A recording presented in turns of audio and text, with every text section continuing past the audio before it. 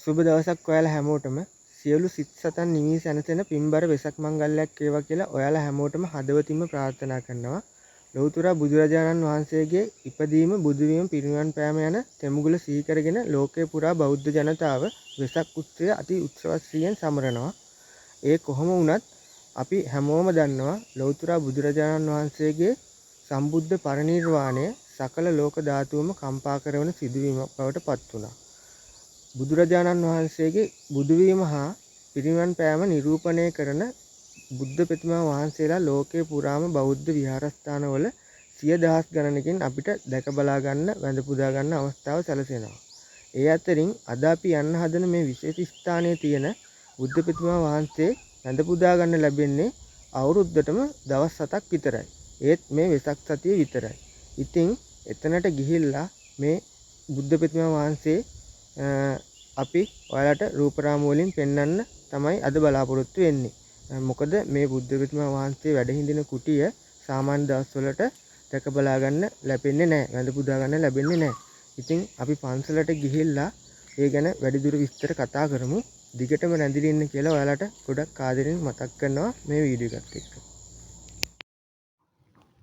ලෞතර බුදුරජාණන් වහන්සේගේ සම්බුද්ධ පරිනිර්වාණය මනුලොව වගේම දෙව්ලොව ඇතුළු සකල ලෝක ධාතුවම කම්පා කළ සිදුවීමක් බව අපි හැමෝම දන්නවා.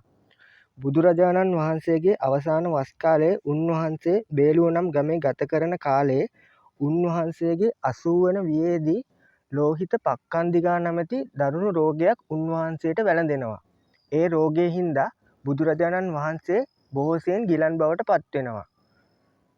ඉන්පසුව තවත් මාස 10කින් තමන් වහන්සේ පිරිනිවන් පා වදාළන බව උන්වහන්සේ අදිටන් කරගන්නවා.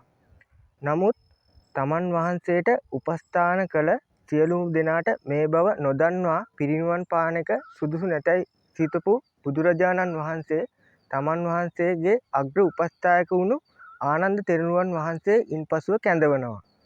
ආනන්ද තෙරණුවන් වහන්සේ කැඳවලා බුදුරජාණන් වහන්සේ ආනන්ද තෙරණුවන් වහන්සේට මෙසේ දේශනා කරනවා. තථාගතයන් වහන්සේ නමකට වසර ලක්ෂයක් වුවද දෙව් මිනිස් සියල්ලන්ගේම යහපත පිණිස වැඩ හිඳිය හැකි බවත් එලෙස ආයු සංස්කාරය අත් නොහැර එලෙස වැඩ හිඳින්න කවුරුන් හෝ ආරාධනා කළ යුතු බවත් බුදුරජාණන් වහන්සේ ඉන්පසුව ආනන්ද තෙරුන් වහන්සේට දේශනා කරනවා. එසේ දේශනා කරන අතර වාරයේ වසවර්ති මාරයා පෙනී හිඳිමින් ආනන්ද තෙරුවන් වහන්සේගේ අවධානයට බාධා කළ නිසා තවත් කල්පයක් දෙව් මිනිස් සියල්ලන්ගේම යහපත පිණිස මෙලොව වැඩ වසන්න බුදුරජාණන් වහන්සේට ආරාධනා කරන්න ආනන්ද තෙරුන් වහන්සේට නොහැකි වෙනවා. ඒ හේතුව නිසා තවත් මාස 3කින් තමන් වහන්සේ පිරිනිවන් පානවා යයි උන්වහන්සේ ආනන්ද තෙරුන් වහන්සේට දේශනා කරනවා. ඉන්පසුව කුසිනාරා නුවර උපවර්තන සල්ලුවනේදී උන්වහන්සේ පිරිනිවන් පා වදාළනවා.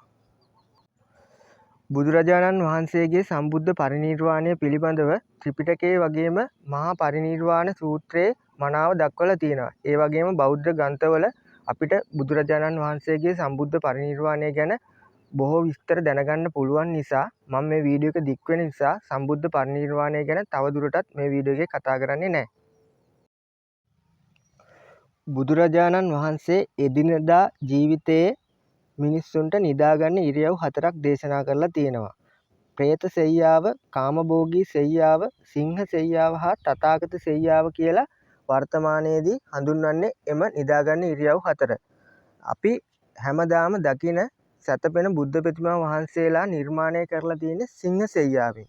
ඔයාලා මේ විජයාරාම විහාරස්ථානයේදී මේ දකින බුද්ධ ප්‍රතිමා වහන්සේ නිර්මාණය කරලා තියෙන්නේ සාමාන්‍යයෙන් අපි එදිනෙදා දකින මල ගෙදරක මරණයක් තබලා තියෙන ආකාරයට මත සෙයියාවෙන්.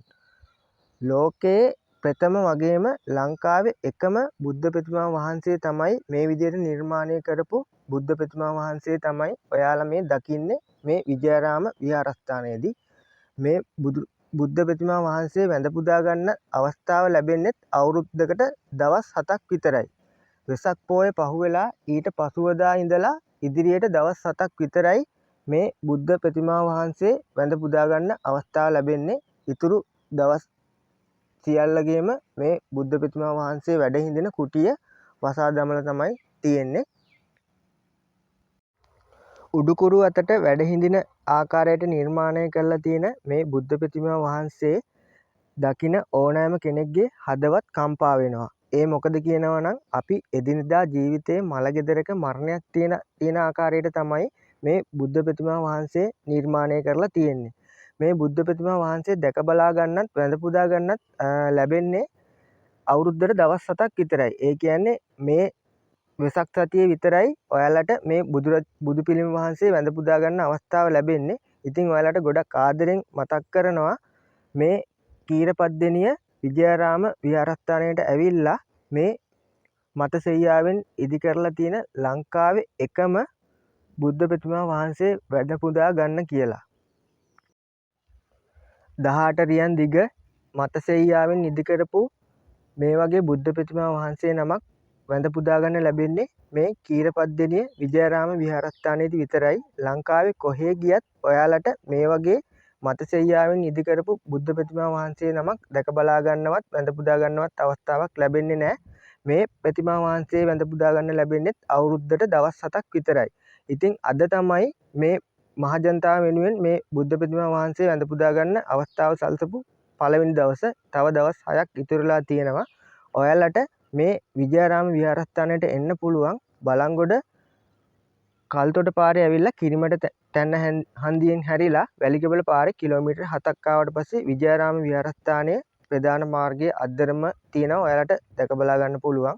පල්ලෙපැද්ද පැත්තේ ඉඳලා එනවනම් පල්ලෙපැද්දේ ඉඳන් ඇවිල්ලා වැලිකබල නගරේ පහු කරලා කිලෝමීටර් 3ක් විතර බලංගොඩ පැත්තට එනකොට ඔයාලට මේ විජයාරාම විහාරස්ථානය දැක බලා ගන්න පුළුවන්. මේ දවස්වල වාහන පන්සල දෙපැත්තම නතර කරලා තියෙන නිසා ගොඩක් සෙනගින් නිසා පහසුවෙන්ම මේ පන්සල හඳුනා ගන්න පුළුවන්. ඉතින් මේ අවස්ථාව ලැබෙන්නේ අවුරුද්දකට දවස් 7ක් විතරයි. ඒකත් මේ සතිය විතරයි. ඉතින් ඔයාලට ගොඩක් ආදරෙන් මතක් කරනවා ඇවිල්ලා මේ මත සෙයියාවෙන් ඉදි කරලා තියෙන ලංකාවේ එකම බුද්ධ ප්‍රතිමා වහන්සේ දැක බලාගෙන වැඳ පුදා ගන්න කියලා. ඒ වගේම මේ වීඩියෝ එක හොඳයි නම් මේ වීඩියෝ එකට ලයික් එකක් දාන්න. ඔයාලගේ අදහස් පහලින් කමෙන්ට් කරන්න. තව කෙනෙකුට දැක ගන්න මේ වීඩියෝ එක ෂෙයා කරන්න. අදට මේ වීඩියෝ එක අපි මෙතනින් නතර කරනවා. ඔයාලා හැමෝටම බුදු සරණයි. ජය වේවා.